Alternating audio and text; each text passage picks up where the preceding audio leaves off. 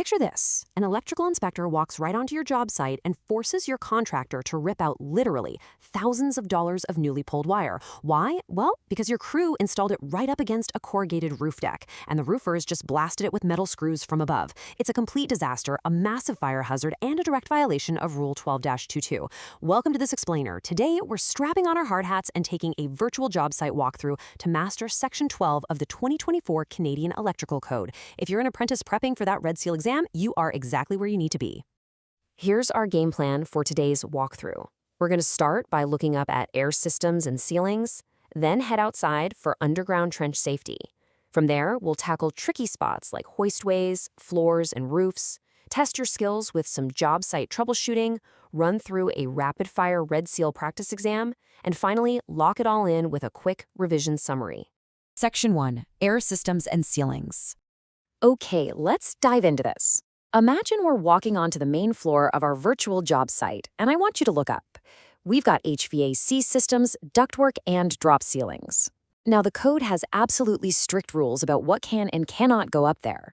Rule 12-010 is a massive RedSeal exam trap, so pay attention. For ducts used to transport dust, loose stock, or flammable vapors, the rule in simple apprentice English is keep out.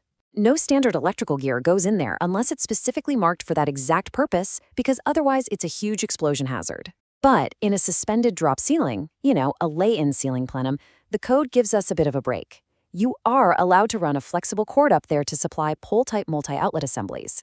But here's the exam trick. That cord cannot exceed 3 meters in length, it absolutely must be rated for hard usage, and the voltage cannot exceed 300 volts. Section 2. Underground trench safety. Let's transition our walkthrough from the indoors to the muddy trenches outside. Down here, mistakes are incredibly expensive. Getting it wrong means renting an excavator and ripping up cured concrete later. First, check your codebook index for Rule 12-002, which defines grade-level in-ground enclosures. Think of those flush pull boxes set right into the dirt or concrete in a courtyard. In simple terms, these enclosures have to match the manufacturer's design class for the weight they're going to handle. And crucially, Rule 1212 says you absolutely cannot house regular switches or receptacles in them. They are for pulling wire and splicing only. Why? Because eventually they are going to fill with rain, dirt, and snowmelt. You don't want a receptacle sitting in a muddy swimming pool, right? So how deep do we actually need to dig our trenches? The RedSeal exam absolutely loves to trick you here by giving you 2 different depths. Here is your foolproof step-by-step logic. Step 1. Check Table 53 for your minimum cover requirements. But hold on, you aren't done yet. Step 2, you also have to check Rule 4004 to see if you need to dig deeper to satisfy the ampacity D rating of your cables. And Step 3 is the golden rule. Always use the deeper, stricter requirement. If Table 53 says 600 millimeters, but Rule 4004 says you need 900 millimeters for ampacity, you grab your shovel and you dig to 900. Safety always demands the stricter rule. But what happens if you hit solid rock while digging? Well, here is a literal lifesaver memory trick for Rule 1202. Just remember the acronym PPCC. This stands for your approved mechanical protection methods: treated planking at least 38 millimeters thick, poured concrete, concrete slabs, or concrete encasement, and those concrete options all need to be at least 50 millimeters thick. If you throw one of these PPC protections in the trench right over your wire, the code legally allows you to reduce your required trench depth by 150 millimeters. Section 3. Hoistways, floors, and roofs. All right, let's brush the mud off our boots, head back indoors, and take the elevator up through the building to look at some highly specialized wiring environments. According to Rule 12-014, hoistway wiring needs incredibly rugged cables. We're talking mineral-insulated or armored cable. But here is the safety why that they are absolutely going to test you on. Any terminal or junction box must open outside the hoistway. Think about it practically. An elevator mechanic shouldn't be dodging a massive moving counterweight just to check a loose wire nut in a standard junction box. Make sense? Now, as we get near the top of the building, I need you to burn this number into your brain. 2. Under Rule 12-016, you must maintain a 2-meter distance between standard electrical wiring and lightning down conductors. A lightning strike packs literally millions of volts. If your wire is too close, it's going to arc right over that gap and completely fry the building's entire electrical system. Always keep that 2-meter clearance. Now, what's really interesting here is how Rule 12020 handles server rooms. For raised data floors, you can use flexible cords up to 4.5 meters in length, but they've got to have strain relief connectors where they enter the boxes. However, the permanent branch circuits feeding those receptacles under the floor, no exceptions. Those must be in rigid or armored conduit. It's a really smart rule that beautifully blends flexible equipment connections with strictly protected permanent power. And that brings us to the roof. Circling right back to our terrifying intro, Rule 12022 is crystal clear. Absolutely no standard cables or raceways in roof decking if the roofers are using screws. The only exceptions allowed to survive the dreaded roofer's screw are under 30-volt Class 2 circuits or embedded trace heating. Everything else needs to be kept completely clear of that decking.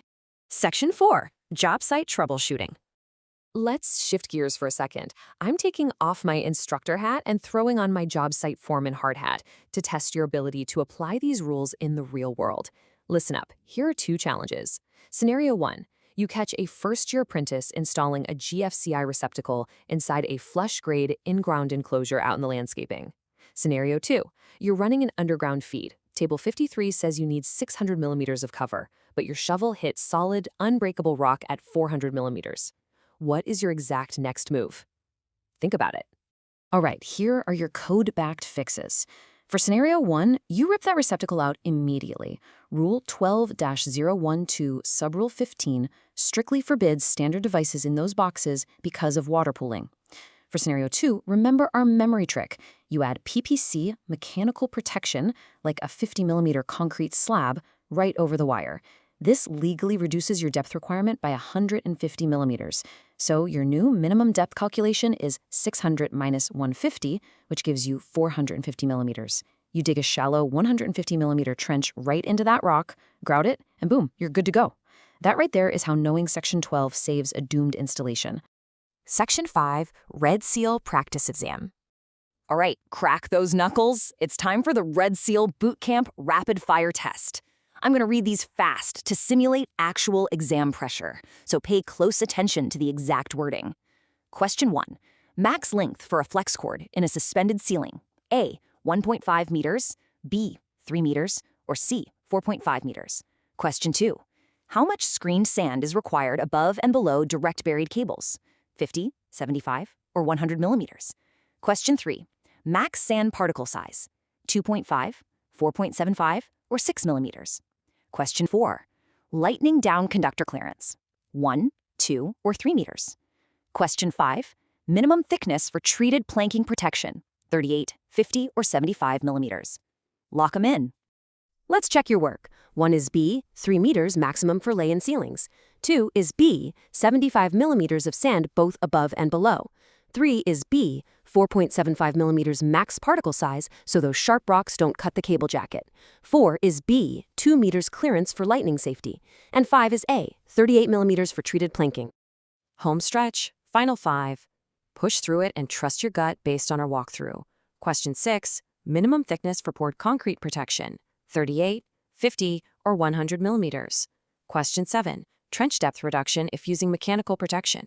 100, 150, or 300 millimeters. Question 8, max length of cord under a raised data floor.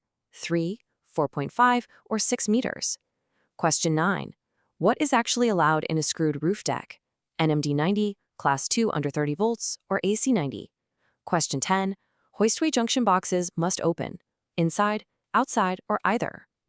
Let's bring it home. 6 is B, 50 millimeters for concrete. 7 is B, 150 millimeter trench depth reduction.